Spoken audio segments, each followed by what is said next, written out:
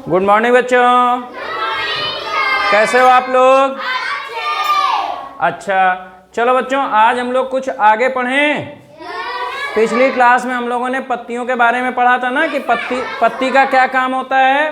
प्रकाश संश्लेषण, बाष्पोत्सर्जन और श्वसन। तो आज हम लोग उसमें आगे पढ़ते हैं और आज का जो हमारा पाठ है वो पौधों में अनुकूलन। मेरे प्यारे बच्चों, अनुकूलन का मतलब क्या होता है? देखो, वातावरण के अनुसार, समझिएगा जरा ध्यान से, वातावरण के अनुसार पौधे अपने पत्ती, तना और जड़ की संरचना में कुछ न कुछ परिवर्तन कर लेते हैं और ये पूरी प्रक्रिया क्या कहलाती है? अनुकूलन। यानी कि अनुकूलन क्या कहलाएगा बच्चों? वातावरण के अनुसार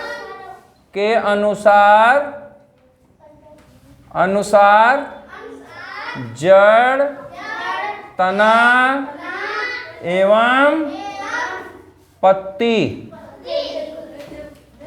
में परिवर्तन क्या कहलाता है?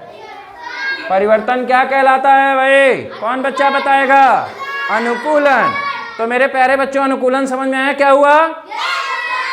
अच्छा, कुछ नहीं, आप समझ लो पत्ती, तना और जड़ अलग अलग परिवर्तन इनमें हो जाते हैं वातावरण के अनुसार। यही हमारा क्या कहलाता है? अनुकूलन। तो आइए हम आपको एक पौधा दिखाते हैं, जरा ध्यान से देखिएगा। ये दिख रहा है सबको? ठीक है, ये आपने देखा है, ये पौधा कहाँ पे लगा है बच्चों? पानी में लगा है। लगा है? आप देख रहे होंगे, इसके तने को देखिए, ये दिख रहा है तना? इसका तना देखिए, लंबा है, पतला है और एकदम हल्का सा है। ठीक है, देख रहा है? और इसकी पत्तियां देखिए कैसे चिपटी है, देख रही हैं? ऐसे ही एक आपने देखा होगा, आप लोग फूल देखे होंगे, किसका? कमल का। ये किस चीज का फूल है? कमल का। ये भी पानी में होता है ना? तो मेरे प्यारे बच्चों देखो, सुनो, इनका जो तना होता है, जरा समझिएगा, जलीय पौधे जितने भी ये पानी के अंदर होते हैं तो इनका जो तना होता है वो कैसा होता है? पतला, हल्का एवं लंबा।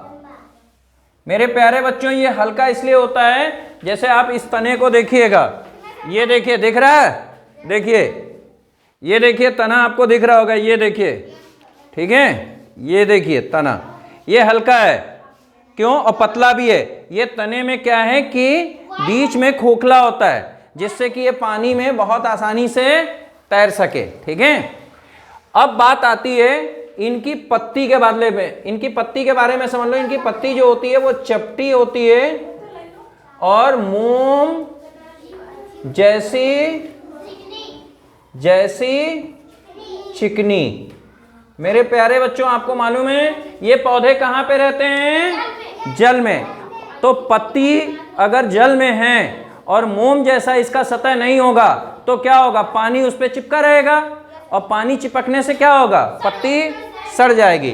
तो इसीलिए इनकी सतह मोम जैसी होती है। इनका सतह मोम जैसा क्यों होता है? मोम जैसी सतह इसलिए होता है। Very good. किस बच्चे ने बोला है कि पानी ना रुके? इसलिए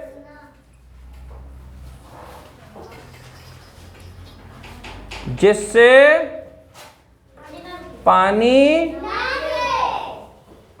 ना रुके। अब बात आती है बच्चों, पानी रुक जाएगा तो क्या हो जाएगा? ये पत्ती सड़ जाएगी और पत्ती अगर सड़ गई तो पौधे का अस्तित्व खत्म हो जाएगा, क्योंकि पत्तियों से ही तो भोजन बनता है।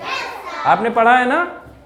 अब बात आती है इन पौधे के बाद, हम जलीय पौधों के बाद हम पढ़ते हैं वो पौधे जो मरुस्थल में होते हैं। ठीक है, मरुस्थलीय पौधों की विशेषता क्या होती है अभी हम लोग पढ़ते हैं। ठीक है बच्चों, तो मरुस्थलीय पौधों की विशेषता क्या होती है बच्चों? जरा ध्यान से समझना। देखो, सबसे पहली चीज तो यह ध्यान रखना, पत्ती में क्या परिवर्तन होता है?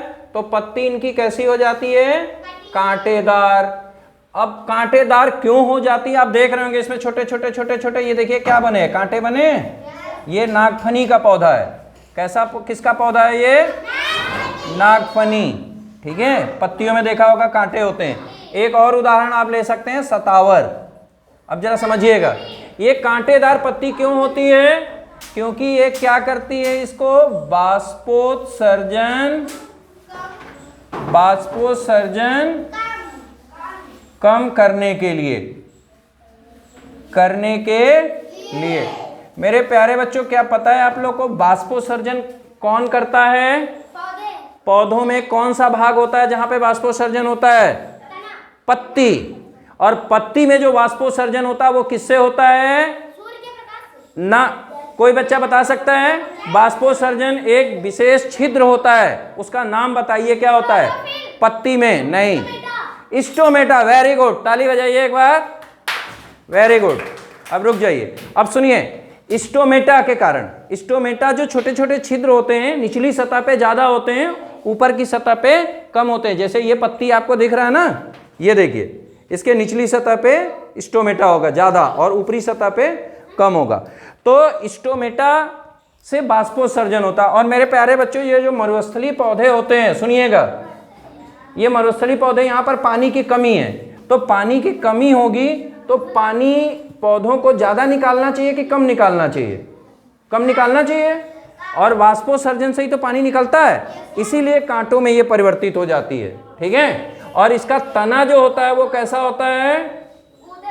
वेरी गुड, गूदेदार। और कौन बच्चा बताएगा? मोटा भी हो जाता है, चपटा और गूदेदार।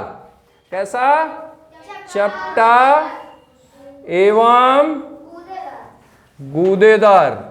आप बता सकते हैं चपटा एवं गूदेदार होने से क्या होता है?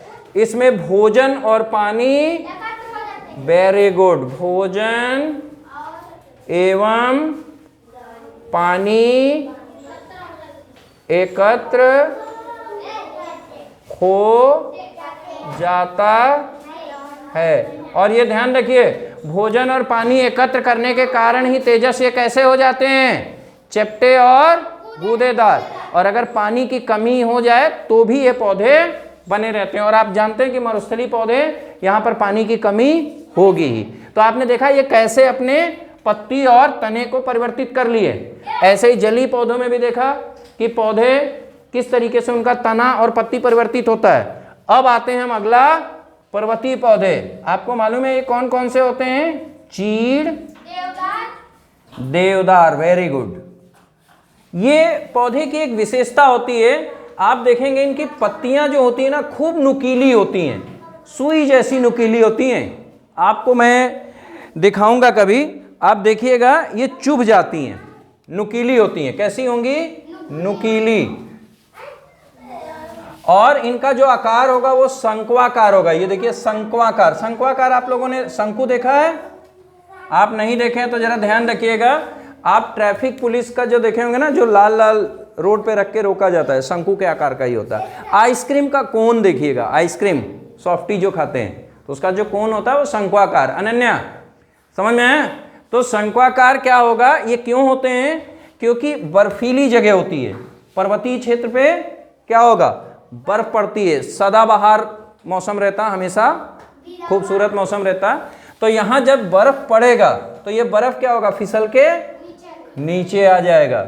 अगर ये शंक्वाकार ना होता, चिपटा होता, तो क्या होता? पानी रुक जाता, बर्फ उस पे पत्तियों पे जम जाती, जिससे कि पेड़ क्या होता है? नष्ट हो जाते हैं। ठीक है, तो ये पत्तियों का आकार नुकीला हो जाएगा। इनका पौधे का जो आकार है कैसा हो जाता? पत्तियां एकदम शंक्वाकार में लगी होती हैं, जिससे कि बर्फ पड़े तो फिसल जाए। और मालूम है, ये सदाबहार वृक्ष भी कहलाते हैं, क्योंकि ये हमेशा हरे भरे रहते हैं, सदाबहार रहते हैं। ठीक है, तो जल्दी से बच्चों नोट कर लो, आज की हमारी जो क्लास है वो पौधों के अनुकूलन में आपको मरुस्थलीय, जलीय और सदाबहार पौधों के बारे में मैंने बताया। तो जल्दी से इसको नोट कर लीजिए, आगे क्लास में हम लोग आगे शुरू करेंगे। आज के लिए बस इतना ही।